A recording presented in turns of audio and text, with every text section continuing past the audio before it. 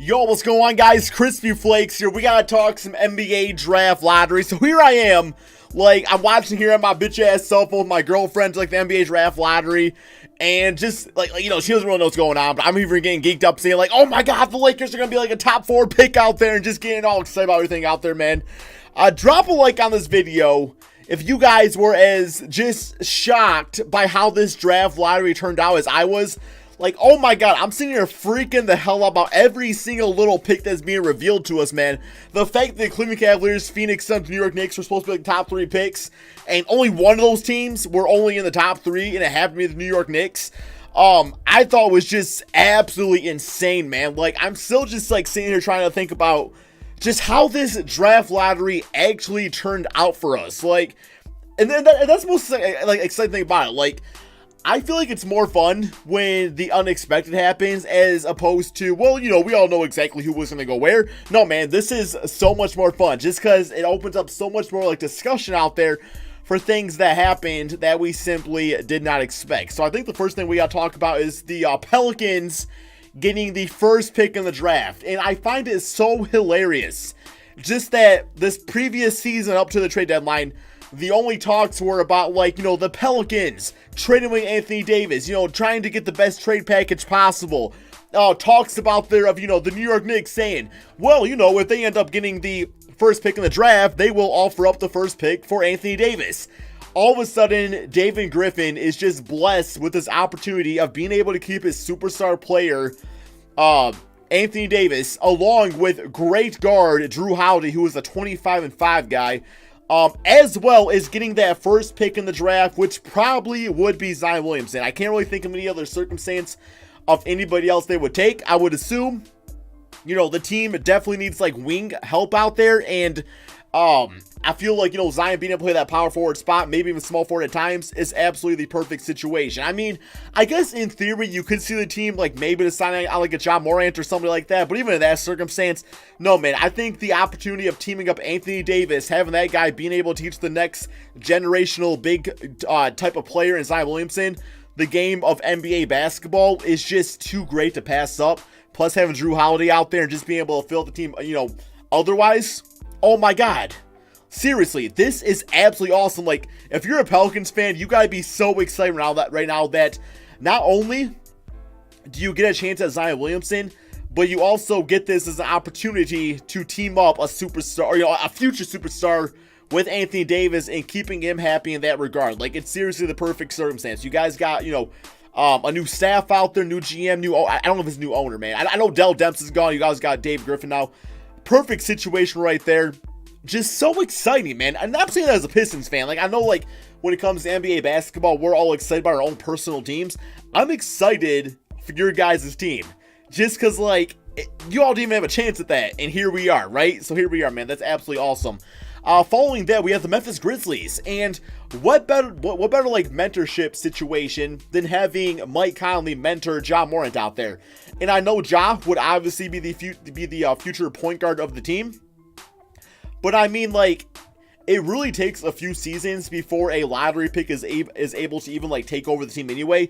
So I'm all for the opportunity of a Mike Conley, Ja Morant backcourt, especially coming up Ja with Jaren Jackson Jr. That right there is going to be extremely fun to watch years to come. Just that 1-2 punch, I think is going to be great for the NBA, man. So that's going to be a lot of fun right there. Another team that was not expected to get a lottery pick, but here we are. Here we are, man. I mean, even an RJ Barrett would be great and everything, but I do think Ja is just that point god material, he says he is, at least. That it's just the perfect situation. And then the third pick, the New York Knicks. No, you guys did not get Zion Williamson. There was always a chance you guys were going to end up with the third pick anyway. So, I mean, it could have been a worse situation. You could have ended up with that 5th or 6th pick like the Cleveland Cavaliers or Phoenix Suns, who were also destined for the first pick in the draft. So, you guys, no, you don't get Zion, but still be grateful for your situation.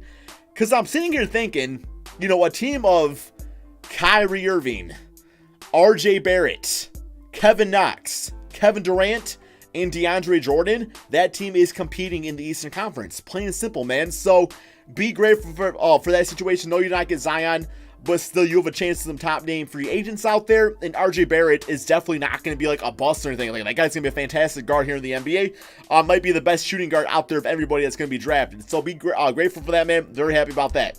And then next up, you get the storyline of the Los Angeles Lakers. Because like Ja, Zion, and RJ, those are like the big three out there. So it's like, okay, what direction do the Los Angeles Lakers go with in this case? I'm feeling like a Jarrett Culver, a Cam Reddish, that shooting guard position, which is definitely up there in the air, would be a great circumstance. But my guess is probably the Los Angeles Lakers end up trading this draft pick away for something. I don't know what is.